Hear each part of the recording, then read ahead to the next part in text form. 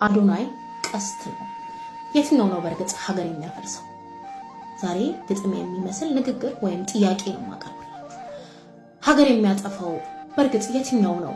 ነውር ብለን በሰየምነው ሰግጥ ጭምብል ቁም ነገርም የሚያፈልቀው ህመም አለን ድረሱልን የሚል ቅኔ የሚዘርፈው አዶናይ ነው ወይስ ያኛው ቃላት መርጦ ዘር መንዝሮ የሚያባላው ምሁር ነኝ ባይ ባላምሮ? የትኛው ነው በርግጥ ትውልድ የሚያመክነው? እስኪ በበጎ ዓይን በመልካም እንየው። አበባ ሸፍኖ እሾህ ከሚሰጥ ፋይዳ ከሌለው ሰው እመነኝ ግድ የለም ከሾህ የተገኘም አበባ ጥሩ ነው። ማን ነው ሀገር አጥፊው? ትንሽ ዝና ሲያገኝ ራሱን ቆልሎ ሲራቀቅ ሚውለው ወይስ እስከ ኃጢአታችን የሚሸከም አምላክ የምትደግፍ እናት መኖሯን ያወጀው ዘመኑን ተሻግሮ ያለባበስ ወጉን ሀገሩን አክብሮ ማርያም ማርያም ማርያም ያለው ማን ነው ሀገር አጥፊው? ንገሩኝ። ይሄኛው ጻድቅ ነው? ይሄኛው ልክ ነው ታቦቱን ሲያቃጥል ሲያፈርስ የምናየው? ለየትኛው ነበር አዋጅ የሚገባው ድምጽ የሚያስፈልገው? እውነት ለመናገር የምንጮህለት ችግር አልቆብን ነው ከወጣቱ ደውል የምንሟገተው? ይልቅ ወደ መፍትሄው እስኪ በበጎ ዓይን በመልካም እንየው። ወጣቱ ቀስት ነው፣ ለተረሳው ትውልድ ማሳያ መስመር ነው።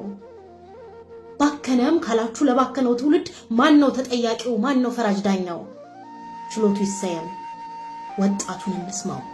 የተንጋደደ ቃል ነውር የመሰለው ስለምን ወጣቱን በብዙ አነቃቀው?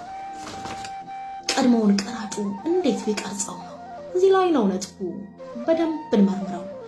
የተረሳው ትውልድ በጫት በሲጋራ በወሲብ የጠፋው በራስ መተማመን መራመድ ያቃተው ህመሙን ተረድቶ ጠፍቶት ነው የሚያክመው።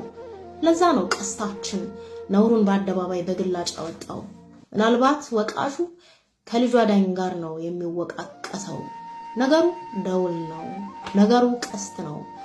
በነቀፋው ፋንታ ይልቅን መርምረው። ግድ የለም እንስማው፣ ጉዳዩ ከባድ ነው።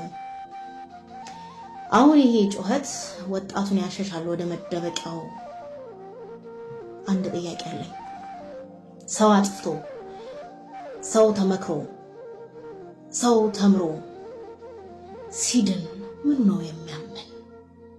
መውደቁ ነበረ በርግጥ የሚበጀን? ራሱን ማሸነፍ ማዳን ከብዶት ወድቆ በሐሺሽ በጋንጃ በሱስ ወፍጮ ደቆ ይሻላል ወጣቱ ማየት የትም ወድቆ? ታዲያ የቱ ላይ ነው ራሱን ማዳኑ መሰሉን መግለጡ? ማሸነፍ ሲገባው የምንወቅስበት ምክንያቱ የቱ ላይ ነው? ዋሽቶ ቢሆን ኖሮ ነበር የምናከብረው? ጀግና ወጣት እያልን ላሪያ የምናጨው? እውነት መናገሩ ስለምን አስናቀው? ስለምን አስጠላው? በዚህ ሁሉ መሃል መርጦ የሚከተለው ወጣቱ ለጉድ ነው። ለምን ይመስልሃል? ግድ የለም ማጤ ነው። ይልቅ እንደ ሀገር ትውልዱን መምረው ወጣቱን እንስማው። መንገዱን ለሳተ ለተረሳው ትውልድ ማን ነው ተጠያቂ? አሁንስ ማን ይሁን ለማዳን ወጣቱን መንቃት የሚገባው? የትኛው ቃል በልጦ ትውልዱን አነጸው? የትኛው ንግግር ትውልዱን ገደለው? ግድ የለም ማጤ ነው። ቀስቱ ነው የሚበጀው። ራሱን አጋልጦ ወጣቱን ሊያድን ነው።